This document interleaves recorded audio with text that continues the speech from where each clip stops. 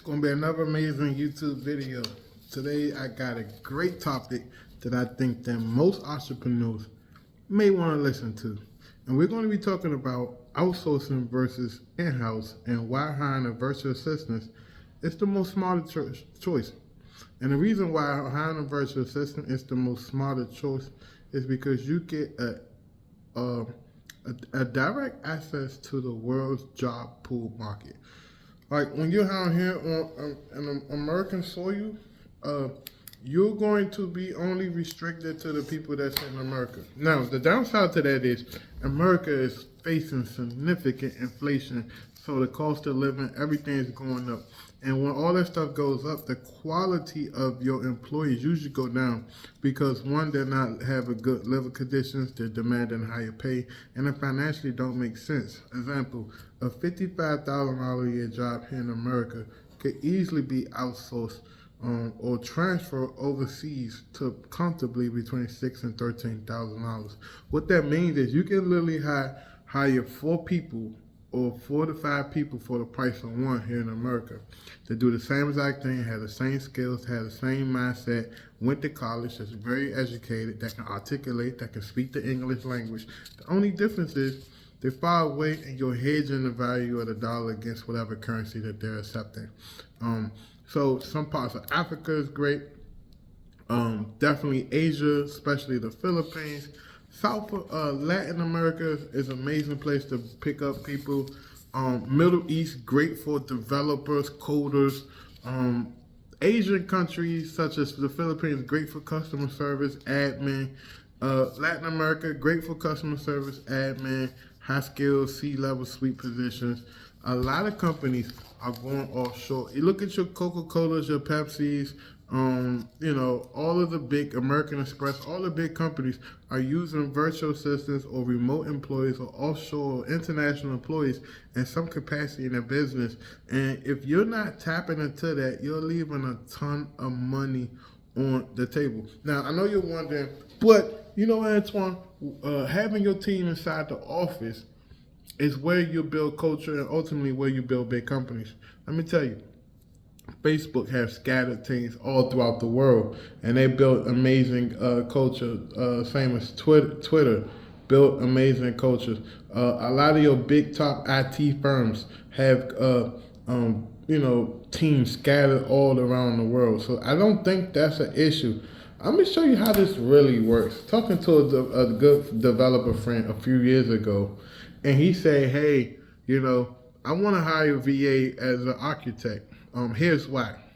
He said, "My architect here in America charges me $40,000 for like condo conversion plans, whatever the case may be." But he realized that the architect go hire a architect in the Philippines or in Pakistan to do all the drawings, to make all the drawings, the renderings, all the measurements, the understanding where the depthness of the foundation should be, the low burn walls, the 2x6s, everything you need to appropriately build a structure. This offshore employee did. Charged the guy like less than between $1,500 and $3,000 to draw this up. Took a few weeks to do it. And then he took the same drawings and literally just put his architect stamp on it and approved it and passed it off and invoiced the builder for like $40K. So what I'm saying to you is, same thing with accounting firms. Forensic accounting firms hire offshore accountants to go through things, to compile reports, and then to paying you off an invoice. Same thing with law firms. They go out and find offshore paralegals and people to understand U.S. case laws and all that stuff, do the research, help them put the trial together, and then turn around and bill you. So it's essentially white labeling, and we're going to get into the whole white label series mid-year about how you can make hundreds of thousands, if not millions of dollars off using other people's services. It's essentially white labeling something and then putting a markup on it. I'm not knocking it, but all I'm saying to you is you get a better bang for your buck when you go straight to the source than allow someone to do the same exact thing and just put a crazy markup on it. I got so many examples of this that I'm convinced that as long as you don't need a physical person in your office, or you're not running a brick and mortar store location, or like a dentist office, a grocery store, or a restaurant, something like that, you can get away with using international employees. And the reason why is because if the job is requiring a telephone or computer, you can easily hire somebody overseas. Now, I know you're probably wondering, but Antoine, what about time zone differences? Most of these people are accustomed to working on the USA time zones, especially EST.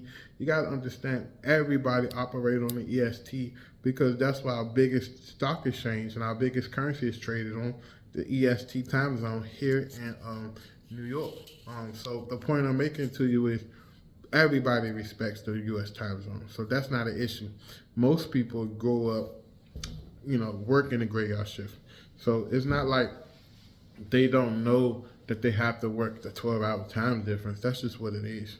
So if you're interested in getting a VA, you can get them yourself, which is perfectly okay. You can go on Fiverr and get some sort of pre-vetted VAs based on reviews, which is pretty okay. Or you can hire an agency like us, and what we do is go out and find you high quality talent.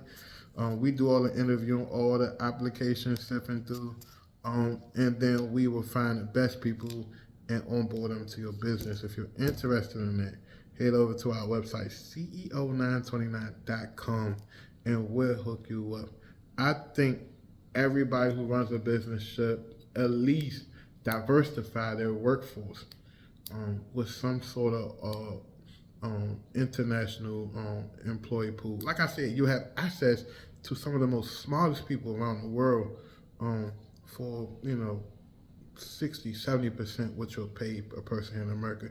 And let's not get into payroll taxes and unemployment insurance and disability and FMLA. Like, there's a lot of money that a lot of you guys, business owners and operators, are spending that you can actually be saving. Now, what if I told you I can save you $30,000 a year per employee? That $30,000, you can take another $10,000 and dump it into marketing, and then $20,000 put into your reserves. How further off and how better your business will be if there was a place where you can invest more money into the marketing your business, to expand and grow your business, than to be eaten up by labor costs and employment costs. So hopefully this video brings you some value. If you like these type of videos, just comment in the chat what you liked about it, what you learned today. If you're not following me on my social medias, follow me at CEO929 on Instagram, and I believe TikTok too as well, and Twitter. And I will try my best to follow you back. If you tag me in the stories, I will definitely respond back to you. I really appreciate you. It's your boy, Antoine Campbell. If you're looking for virtual assistants, don't hesitate to reach out to us. We got you. We'll hook you up. See you in the next YouTube video.